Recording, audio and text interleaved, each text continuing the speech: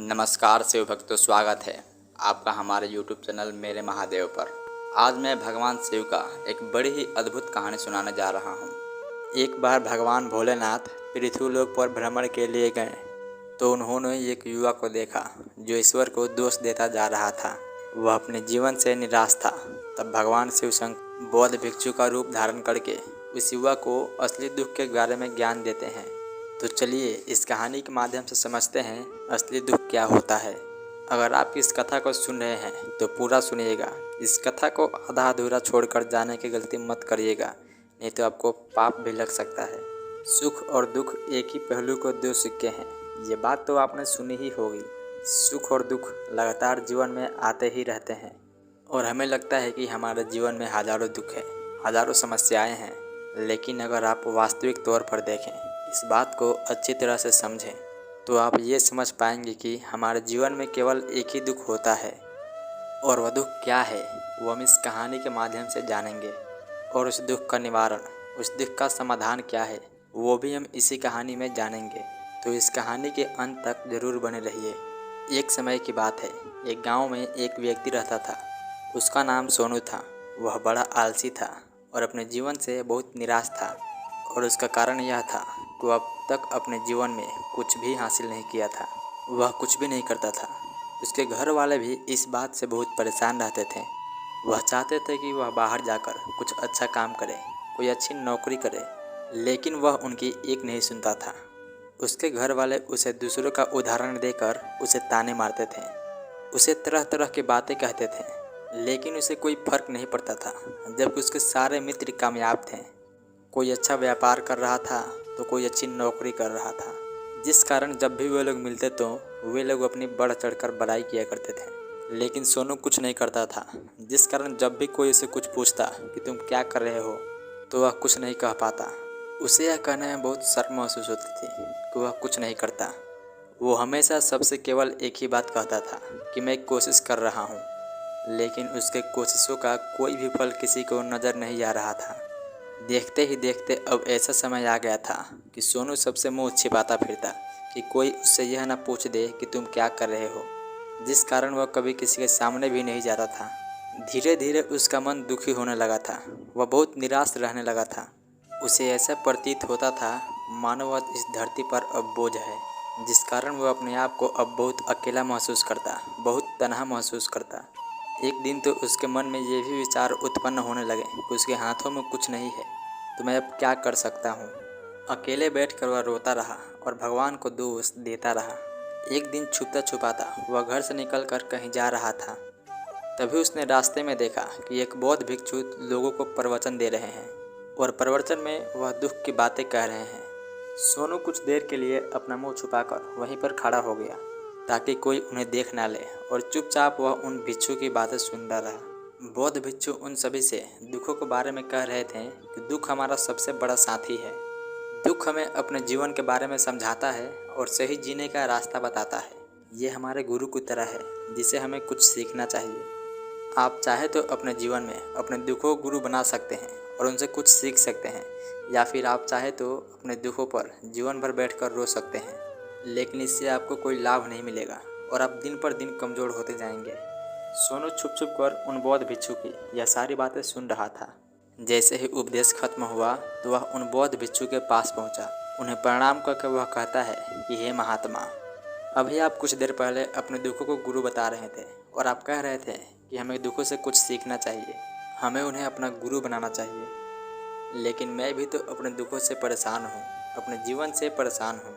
मैंने अब तक इतने दुखों को झेला है, लेकिन मुझे तो कभी ऐसा प्रतीत नहीं हुआ कि मेरे दुख मुझे कुछ सिखा रहे हैं, बल्कि मुझे तो हमेशा ऐसा ही लगता है कि वो मुझे पीड़ा दे रहे हैं, तकलीफ़ दे रहे हैं। पर दुख की पीड़ा बहुत भयंकर लगता है।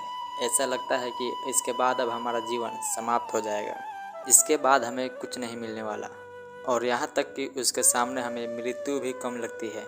जब लोग ताने मारते हैं, जब लोग कहते हैं कि तुम क्या कर रहे हो, तो मन को बहुत ठेस पहुंचती है और मैं उनसे कुछ नहीं कह पाता। सोनू की ये सारी बातें सुनकर वह बौद्ध भिक्षु सोनू से कहते हैं, बेटा तुम्हें क्या दुख है और तुम दुख के बारे में ऐसी बातें क्यों कर रहे हो। सोनू ने अपने ऊपर बीती हुई सारी बातें उन बौद्ध भिक्षु को बता दी और कहने लगा, हे महात्मा, क्या आपके पास मेरे दुख का कोई समाधान है? सोनू की यह सारी बातें सुनकर वह बौद्ध भिक्षु मुस्कुराने लगे और सोनू से कहते हैं, बेटा, जब तुम्हारे जीवन में कोई असली दुख आए तब तुम मेरे पास आना, मैं उसका समाधान तुम्हें ज़रूर बताऊंगा। उन बौद्ध भिक्षु की यह बात सुनकर सोनू थोड़ा सा अचरज में पड़ गया। उसे यह समझ नहीं आ रहा था कि क्या अब तक उसने जो दुख झेला है वो असली दुख नहीं है। उसने अब तक जो पीड़ाएं सहे हैं, जो ताने सहे हैं, जो तकलीफ़ें उठाई है, वो असली दुख नहीं है। आगे वह मन ही मन सोचता है, जब मुझे अपने नहीं समझ पाए तो ये बौद्ध भिक्षु मुझे क्या समझेंगे। इतना सोचकर वह वहाँ से चला गया। सभी लोगों के ताने सुनकर सोनू बहुत थक चुका था, साथ में बहुत निराश हो चुका था, जिस कारण उसने अब फैसला लिया कि अब वह कुछ करके दिखाएगा। उसने अपने पिता से थोड़ा सा रुपया लिया और उसने एक व्यापार शुरू किया। उसके पिता अब बहुत खुश थे कि कम से कम मेरा बेटा अब कुछ करने का प्रयास तो कर रहा है। लेकिन उस व्यापार में कोई सफलता नहीं मिल रही थी, जिस कारण वह बहुत ही हताश हो चुका था। वह बहुत निराश हो चुका था। उसे यह समझ नहीं आ रहा था कि अब वह क्या करे, किस तरह से अपने व्यापार को आगे बढ़ाए। तभी उसके पिता ने उससे कहा, बेटा, कोई बात नहीं, इसी तरह से प्रयास करते रहो, आज नहीं तो कल सफलता अवश्य मिलेगी। सोनू ने अपने पिता की बात मानी और अपने व्यापार में और भी कड़ी मेहनत करने लगा। धीरे धीरे उसे सफलता मिलने लगी और फिर उसने रफ्तार पकड़ ली। देखते ही देखते केवल 3 सालों के अंदर वह एक बहुत बड़ा व्यापारी बन गया। अब उसके पास धन दौलत की कोई कमी नहीं थी। लोग जो उसे पहले नापसंद किया करते थे अब उसे पसंद करने लगे, उसकी चिंता करते थे, उसके कार्यों की सराहना करते थे। उसके माता पिता भी उससे बहुत खुश थे और उसकी सफलता से अत्यंत प्रसन्न थे। धीरे धीरे सोनू के मित्रों की संख्या लगातार बढ़ती जा रही थी।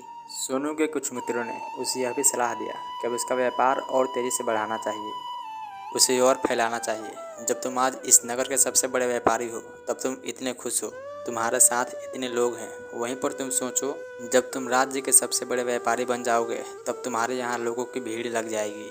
लोग तुमसे मिलने के लिए समय निकालेंगे, यहाँ तक कि इस राज्य का राजा भी तुमसे मिलना चाहेगा, तुम्हारी तारीफ करेगा। और यहाँ तक कि कभी ऐसी मुसीबत आन पड़ी तो वह तुमसे धन भी उधार लेने के लिए अवश्य आएगा।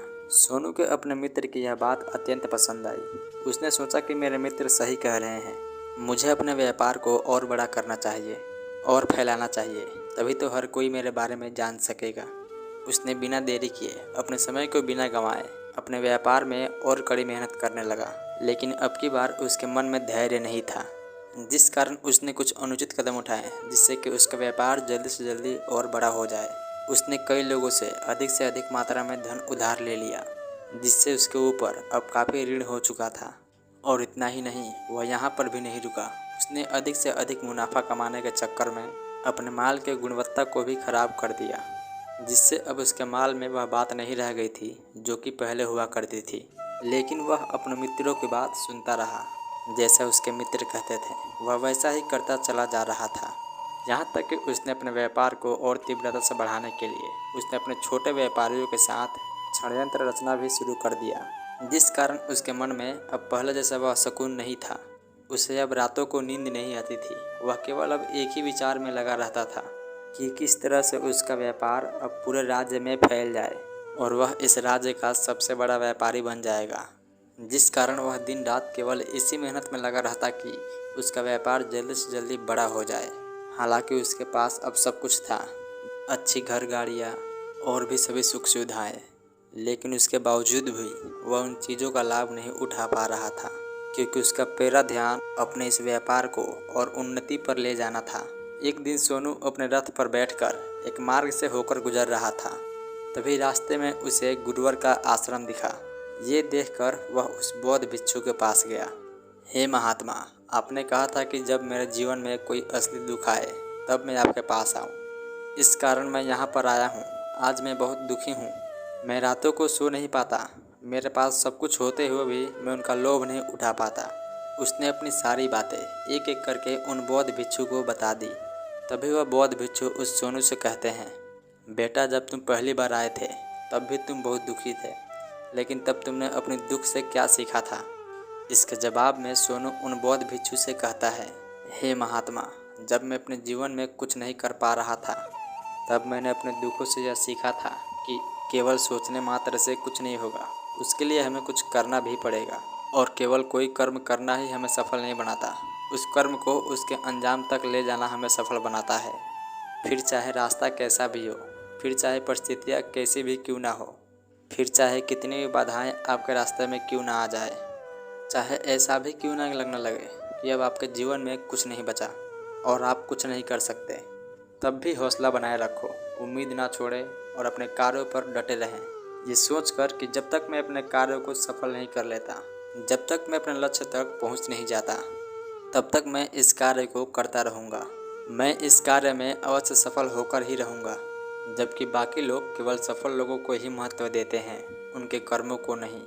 सोनू की यह सारी बातें सुनकर वह बौद्ध भिक्षु मुस्कुराने लगे और सोनू से कहते हैं, बेटा, जब तुम्हारे जीवन में कोई असली दुख आए तब तुम मेरे पास आना, मैं तुम्हारी समस्या का समाधान अवश्य करूँगा।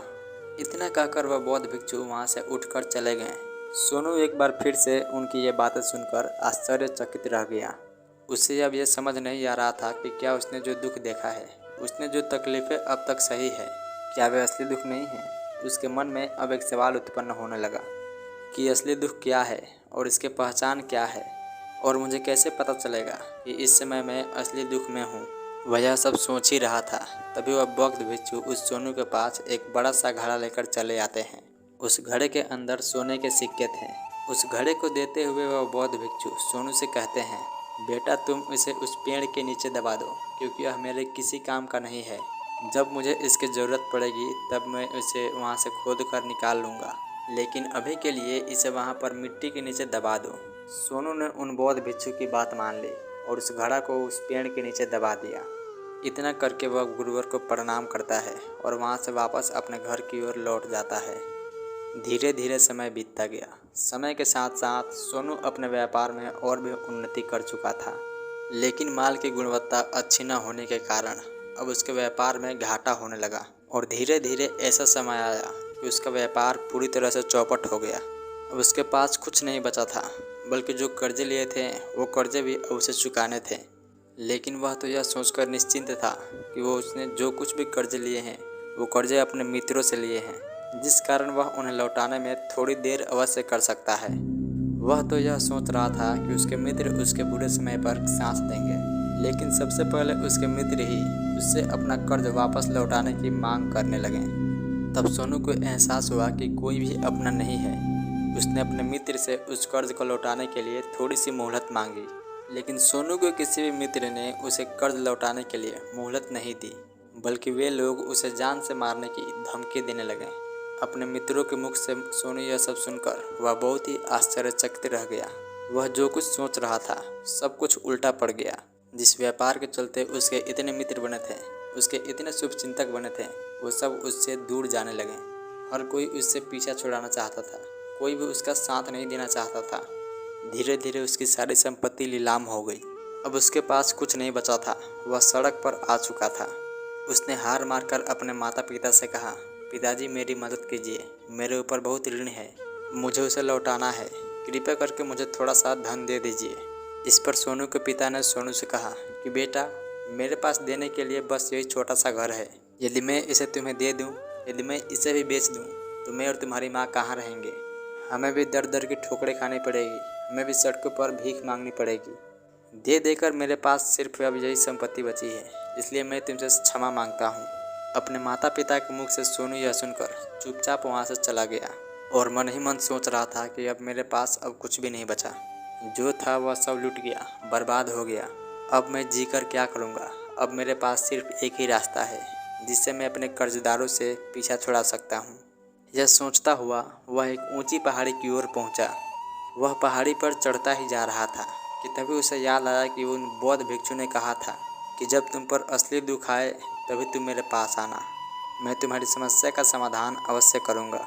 यह सोचकर सोनू के मन में एक बार फिर से उम्मीद की वह लहर दौड़ पड़ी। सोनू तुरंत दौड़ता हुआ उन बौद्ध भिक्षु के पास पहुंचा और सोनू ने उन्हें प्रणाम करके अपने ऊपर बीती हुई हर एक बात उन्हें बता दी और कहने लगा कि हे महात्मा, आपने कहा था कि जब मेरे ऊपर कोई असली दुख आएगा तो आप उसकी समाधान अवश्य करेंगे। तब वह बौद्ध भिक्षु उस सोनू की बात को सुनकर मुस्कुराने लगे और कहते हैं कि बेटा, कहाँ है असली दुख? जब तुम्हारे ऊपर कोई असली दुख आएगा तब मैं उसका समाधान अवश्य करूँगा। उन बौद्ध भिक्षु के मुंह से यह बात सुनकर सोनू के सब्र का बांध टूट गया और सोनू ने उन बौद्ध भिक्षु से कहा, हे महात्मा, ये असली दुख क्या होता है? क्या मैंने आज तक जो भी तकलीफें सही हैं, जो भी दुख झेला है, क्या ये असली दुख नहीं है? तभी वह बौद्ध भिक्षु सोनू से कहते हैं, बेटा, पहले तुम ये बताओ कि तुमने अपने दुखों से क्या सीखा है। इसका जवाब देते हुए सोनू उन बौद्ध भिक्षु से कहता है कि हे महात्मा, मैंने तो यही देखा है कि जो लोग तुम्हारी तरक्की में तुम्हारी साथ देते हैं वह लोग तुम्हें अवश्य धोखा देंगे, क्योंकि ऐसे लोग बुरे समय पर तुम्हारा साथ नहीं देने वाले, तुम्हारा फ़ायदा उठाने का ही कोशिश करेंगे। इसीलिए ऐसे लोगों पर भरोसा ना करें, बल्कि जो लोग तुम्हारे असफलता के समय पर, तुम्हारे बुरे समय पर तुम्हारे साथ खड़े हैं, वही तुम्हारे असली मित्र हैं और वही तुम्हारे साथ रहते हैं। और ऐसे लोग बहुत कम मिलते हैं और जिन्हें भी ऐसे लोग मिलते हैं उन्हें उनकी कदर करनी चाहिए।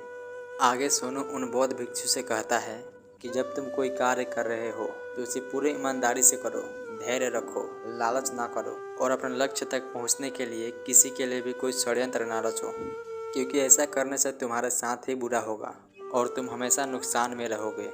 सोनू की यह सारी बातें सुनकर बौद्ध भिक्षु उस पेड़ के पास पहुंचे। उन्होंने गड्ढा खोदा और वह घड़ा निकालकर सोनू के हाथ में थमा दिया, जिसमें सोने के सिक्के भरे हुए थे। वह घड़ा सोनू के हाथ में थमाते हुए उन बौद्ध भिक्षु ने कहा, लो इसे पकड़ो और जब तुम्हारे जीवन में कोई असली दुख आए तब तुम हमारे पास आना, मैं इसका समाधान अवश्य करूँगा। सोनू अभी बड़ी अचरज में था। उसे यह समझ नहीं आ रहा था कि आखिर यह असली दुख है क्या, लेकिन उसने अपने हाथों में पड़े हुए उस घड़े को देखा जिसमें सोने के सिक्के थे।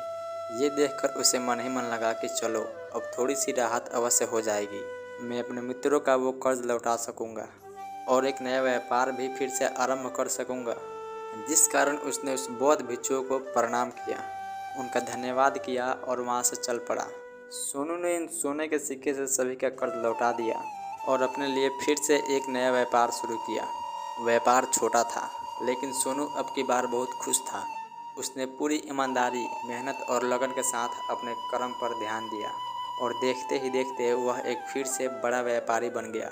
लेकिन अब की बार वह बहुत खुश था, क्योंकि अब की बार उसने कोई लालच नहीं की थी, न ही किसी के लिए षड्यंत्र रचा, बल्कि उसने पूरी ईमानदारी व मेहनत के साथ अपने व्यापार पर ध्यान दिया। लेकिन जैसे जैसे आप अमीर बनते जाते हैं, जैसे जैसे आप धनी होते जाते हैं, आपके मन में एक डर उत्पन्न होने लगता है और वह डर है कि अपने धन को ना खो दें, जिस कारण आप लोग दान करना शुरू कर देते हैं, पुण्य करना शुरू कर देते हैं, लोगों की मदद करते हैं ताकि आपके जीवन में कोई दुख ना आए।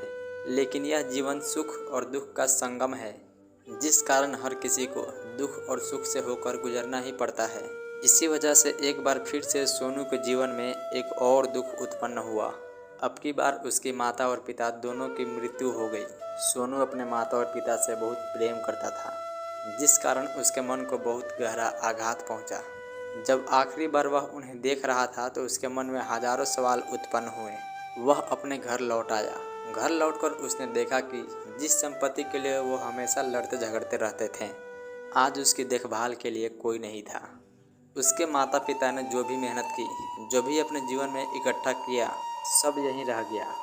लेकिन अब सब कुछ खत्म हो चुका था। सोनू का मन अब बहुत ही बेचैन हो रहा था। उसके मन में हजारों सवाल उत्पन्न हो रहे थे। वह अपने आप को बहुत ही अकेला महसूस कर रहा था। उसे बहुत खाली सा महसूस हो रहा था। उसने इधर उधर देखा, लेकिन उसे कुछ समझ नहीं आया। तभी उसे उन बौद्ध भिक्षु की याद आई। वह तुरंत ही भागा भागा उन बौद्ध भिक्षु के पास पहुंचा। उसे देखते ही उन बौद्ध भिक्षु ने सोनू से सवाल किया और कहा, क्या बात है बेटा, क्या फिर से कोई दुख आन पड़ा है? तभी सोनू ने कहा, नहीं गुरुदेव, अब तो सब ठीक है, लेकिन आज मेरे माता पिता की मृत्यु हो गई है और मैं बहुत अकेला महसूस कर रहा हूँ। मैं बहुत दुखी महसूस कर रहा हूँ, जैसे कुछ खाली सा है, जैसे कुछ अकेलापन सा है। तभी वह बौद्ध भिक्षु सोनू से कहते हैं, बेटा, इसमें दुखी होने वाली कौन सी बात है?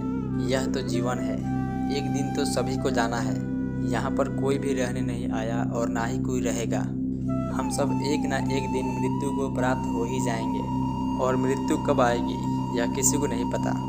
हो सकता है कि तुम्हारी मृत्यु कल ही हो जाए या फिर आज और अभी। यह सुनकर सोनू आश्चर्यचकित रह गया।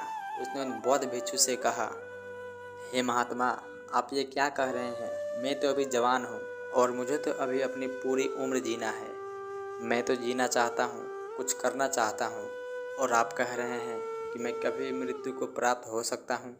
इस पर वह बौद्ध भिक्षु सोनू से कहते हैं, बंदे इस भ्रम में मत रहना कि केवल बूढ़े लोगों की ही मृत्यु होती है। बूढ़ों के सामने तो उनके जवान बच्चे तक मर जाते हैं। मृत्यु कभी किसी की उम्र देखकर नहीं आती और ना ही किसी को बताकर आती है। उन बौद्ध भिक्षु के मुख से सारी बातें सुनकर सोनू और भी ज़्यादा बेचैन हो गया और वो चुपचाप वहाँ से चला गया। उसके मन का वह खालीपन अब भी वैसा ही था। वह अब भी अपने आप को बहुत अकेला महसूस कर रहा था। उसके बाद से उसका मन अपने व्यापार में भी नहीं लगता। जब भी वह कोई कार्य करता तो उसके मन में ढेर सारे प्रश्न उठने लगते। वह क्या कर रहा है, क्यों कर रहा है और उसने उस कार्य को क्यों किया। उसके मन में अब एक और प्रश्न उत्पन्न होने लगा था, क्या हम यहाँ पर इसीलिए आते हैं कि अपने जीवन को भोगें और एक दिन मृत्यु को प्राप्त हो जाएं। वह यह समझ नहीं पा रहा था कि जीवन का असली मतलब क्या है। उसने कई विद्वानों से पूछा, अपनी तरफ से जो मुमकिन हो पा रहा था वह खोजबीन की, लेकिन उसे कोई भी जवाब नहीं मिल पा रहा था। और जब उसे कोई भी जवाब नहीं मिला तो उसका दुख और भी बढ़ गया, जिस कारण उसके मन की बेचैनी और भी बढ़ चुकी थी। और उसे यह समझ में नहीं आ रहा था कि वह क्या करे, कहाँ जाए और किससे पूछे। तभी उसे फिर से उन बौद्ध भिक्षु की याद आई। वह एक बार फिर से उन बौद्ध भिक्षु के पास पहुंचा और उसने अपने मन की सारी बातें उन गुरुवर को बता दी। तभी वह बौद्ध भिक्षु मुस्कुराने लगे और सोनू से कहते हैं, बेटा, आज पहली बार तुम्हारे जीवन में असली दुख उत्पन्न हुआ है। वास्तव में यही है जिसे हम दुख कह सकते हैं, जो दुख कहलाने लायक है कि हमें पता ही नहीं हम क्या कर रहे हैं, क्यों कर रहे हैं और कहाँ जा रहे हैं। वो कौन है, क्या है, क्यों है, हम क्या करना चाहते हैं। तभी सोनू ने कहा कि हे महात्मा, मेरे इस दुख का समाधान कीजिए, मुझे इस दुख का निवारण दीजिए। तभी वह बौद्ध भिक्षु सोनू से कहते हैं, हम सबके अंदर क्रोध, लोभ, लालच जैसे कई वासनाएं हैं, जिस कारण हम अपने जीवन को टुकड़ों में जीते हैं और हमारी चेतना कभी एक नहीं हो पाती। हम कभी एक जगह सोच नहीं पाते, समझ नहीं पाते और हमारी ऊर्जा शक्ति भी पूरी तरह से छिन्न भिन्न हो जाती है।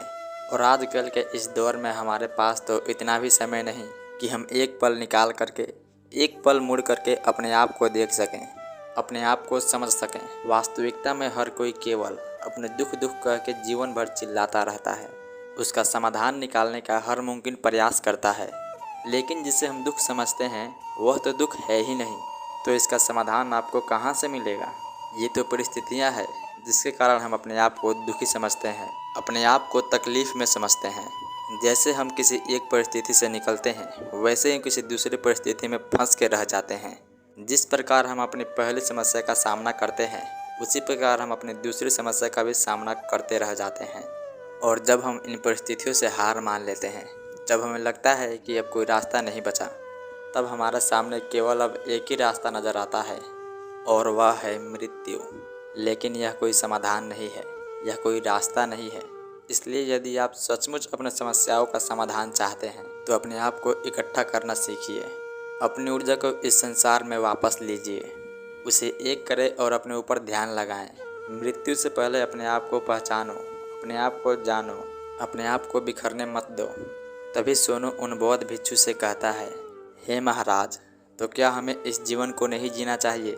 क्या हमें अपने इच्छाओं को नहीं पूरा करना चाहिए? तभी वह बौद्ध भिक्षु सोनू को इस सवाल का जवाब देते हुए कहते हैं कि हमें किसी से भी लगाव नहीं रखना चाहिए, हमें अपनी इच्छाओं को मार देना चाहिए, हमें संपत्ति इकट्ठा नहीं करना चाहिए, क्योंकि हम मनुष्य के कामनाएं, इच्छाएं, वासनाएं ऐसी होती हैं जैसे मानो कि इस पर्वत से गिरता हुआ झरना, जिस पर किसी का नियंत्रण नहीं है सिवाय देखते रहने के और परेशान होने के। लेकिन जब तुम अपने ऊपर ध्यान देने लगते हो, अपने आप को पहचान जाते हो, समझ जाते हो, तब तुम अपने आप पर नियंत्रण पा सकते हो। तब इच्छाएं भी तुम्हारे वश में होती हैं और तब तुम चाहो तो अपनी इच्छाओं की पूर्ति अवश्य ही कर सकते हो। गुरुदेव की ये सारी बातें सुनकर सोनू ने गुरुदेव से कहा कि हे महाराज, आपका बहुत बहुत धन्यवाद, आपने मेरी सबसे बड़ी समस्या का समाधान आज कर दिया। मैं आज से अपने आप को एकत्रित करूंगा। गुरुदेव, मानव शरीर में बहुत ऊर्जा है, बहुत शक्ति है, पर वह बेकार के कामों में लग जाती है। इस कारण हमारा जीवन भी बेकार की चीज़ों में लगा रहता है, लेकिन हम कभी भी इस पर ध्यान नहीं देते हैं। हम कभी भी अपनी ऊर्जा को केंद्रित नहीं करते हैं, अपने ऊपर कभी ध्यान नहीं देते हैं। हमारा जीवन भी कुछ ऐसा ही है। हम अपने जीवन में हमेशा अपने आप से ऊपर वाला से सवाल करते रहते हैं कि हमारे जीवन में इतना दुख क्यों है। हम सभी के मन में यह सवाल तो अवश्य ही उठता है और इसका जवाब है कि वह ईश्वर यह चाहता है कि हम अपने जीवन के अंतिम दुख तक पहुंच सकें, उस गहराई तक पहुंच सकें जहां पर हमें यह पता चल सके कि हमने अभी तक अपने आप को नहीं जाना, अपने आप को नहीं पहचाना। मानव शरीर के बारे में जो ऊर्जा है, जो शक्ति है, उसे हम अभी तक नहीं जानते हैं। हम अपने आप को चाहें तो एकत्रित कर सकते हैं, अपने आप पर नियंत्रण पा सकते हैं, लेकिन हम अपनी इस ऊर्जा का व्यर्थ उपयोग करते रहते हैं, व्यर्थ की चीज़ों में लगा देते हैं, जिस कारण हम अपने आप को कभी नहीं पहचान पाते हैं और न ही कभी अपने आप पर नियंत्रण पा सकते हैं। लेकिन यदि आप अपने आप को पहचानना चाहते हैं तो पहले आपको खुद को एकत्रित करना होगा, अर्थात ध्यान लगाना होगा। ध्यान से ही आप अपने उन दुखों का, उन समस्याओं का समाधान निकाल सकते हैं और तभी आप अपने आप को जान सकते हैं, पहचान सकते हैं और अपने जीवन के हर दुखों का समाधान भी कर सकते हैं।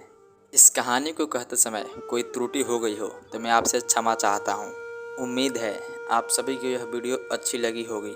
यदि आप महादेव के सच्चे भक्त हैं तो चैनल को सब्सक्राइब, वीडियो को लाइक और कमेंट में हर हर महादेव का नारा लिख दीजिए।